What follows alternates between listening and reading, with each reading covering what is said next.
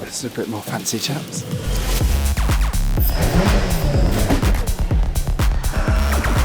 What's your friend say about bacon sandwich? Mate, enough about the f***ing bacon sandwich. Sam Shrimpton, 15th quickest. I'm guessing you got that on film then. Awesome.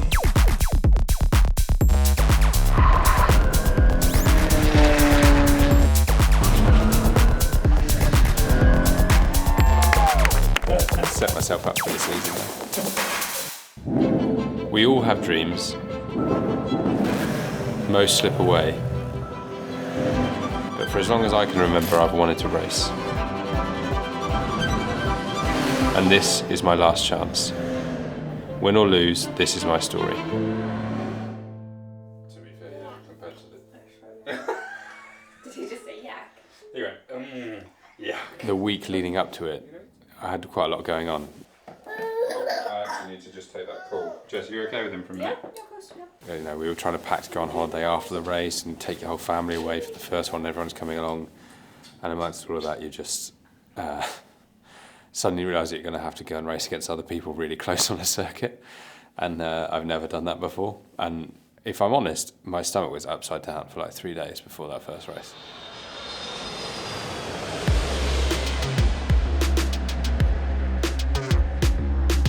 It's overwhelming how much is going on. You've got every series in the same space. So the British GT Championship is basically the pinnacle of GT racing in the UK. There's British GP4, which is essentially a feeder series to Formula 1. Also TCR, which is a spin-off of British touring cars. The Ginetta Juniors, which is all of those aspiring people trying to move from karting into any form of other driving. And you've got my series, the GT Academy, and then you've got the GTP8s, which are V8 versions of my car, which are much closer to those British GT cars. There's all this stuff, and then there's this huge fanfare, and there's flags everywhere, and everyone's got VIP on, and there's just cars and noise everywhere. It's a real buzz. But it feels immediately very professional. I suddenly was like, oh, you really need to bring it. Like, everybody else around you is really bringing it. Yeah, not that one. That one. Should we go?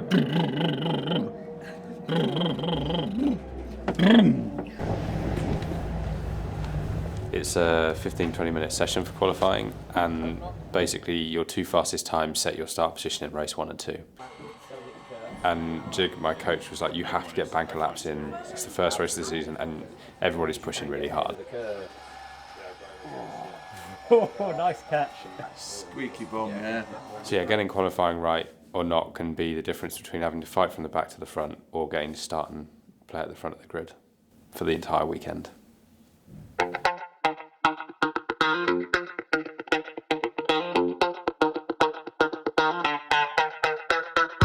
Well, it was absolute bollocks, is how I describe qualifying.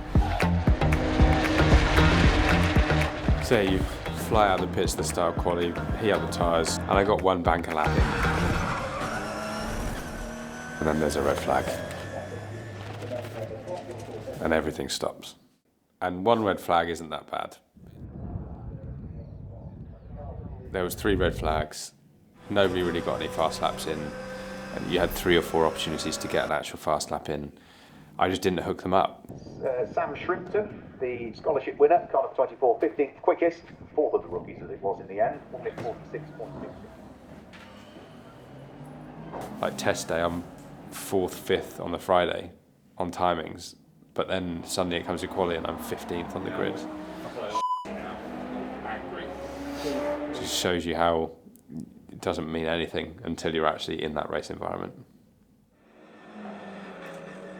I'm sat with my coach trying to figure out how to remember the things I've done in my quali, making sure we're talking about things like tyre warm-up, make sure that you do your rolling start correctly, all the really crucial stuff for a complete rookie to remember. I don't know if you've seen Messi, but 15 minutes ahead of schedule. Oh, get changed. Yeah. I wasn't in my gear, I hadn't had my nervous wee. I was not mentally prepared or anything to get in the car. Because of that, you just don't remember to not pull out of the garage because there's chocks under the wheels.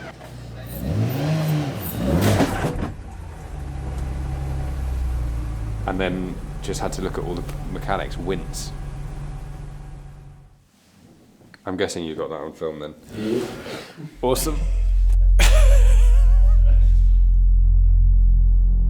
impossible to not think about the nervousness you feel in your stomach about racing for the first time. Everyone else before that moment's been people I've been having a nice laugh and a joke with. And then suddenly they're just cars. And you're like, I want to get ahead of you at all costs on this circuit.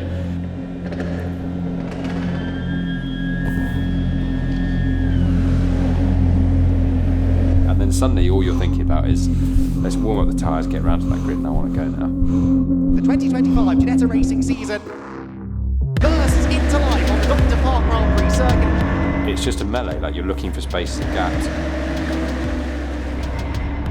So I'm good into McLean's and I made a couple of places up there. Here though is Shiv Sapra trying to move back into the top 5, and he might just have done it. He's forced a big mistake out of Louis Darling. There was a huge accident. You've got a fraction of a second to react and avoid the accident. And so you just have to make a decision really quick and figure out how you're going to get through that melee.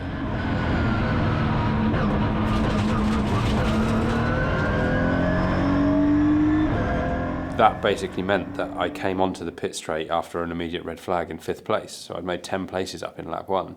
Dream start, you know? So I came rolling around on the red flag to the front of the pack, and I'm like, I'm right up here with the fast guys. And then I'm sat on the grid and they start rolling me back. It's been reset to the qualifying lineup. So you get rolled back down the grid and then you know you've got to do it all again. Yeah, I just got my head down and went for it. We're racing once again in the Ginetta GT Academy Championship.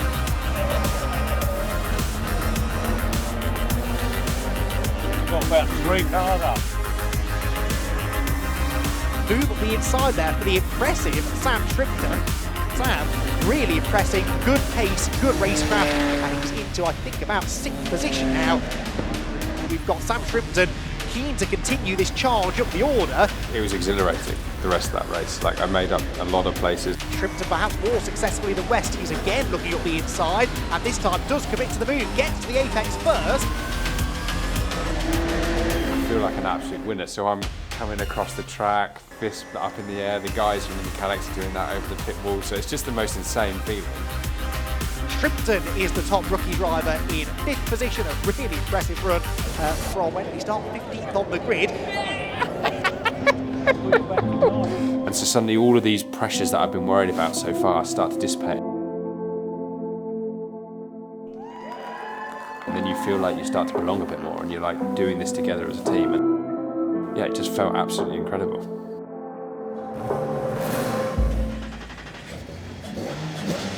So then I'm just excited to get back out there and do it again. Who will win the race to Redgate Corner? Let's find out. Sam Shrimpton's picked up 2 positions. To the outside, Shrimpton. That's Phil McGarty, not actually in the gravel trap. Soa gets collected fairly substantially by Mike West. There's Mike West car. Wow, it's torn the left rear corner off the column.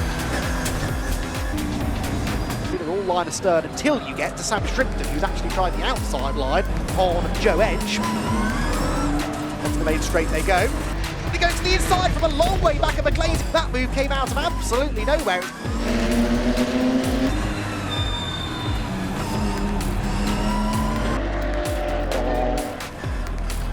Into the old hairpin, but Ponting again is a bit wide on the exit.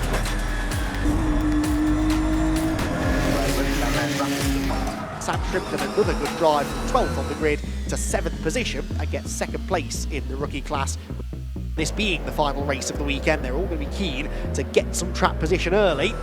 In their 3rd race of the weekend gets underway. There's contact between Wandling and Sapra. Sam Shrimpton, meanwhile, he's got himself in between cars of Deaton and Sapra. So Sam Shrimpton is dominating in rookie class in this one. Now looking to try and claim a few GTA class scalps.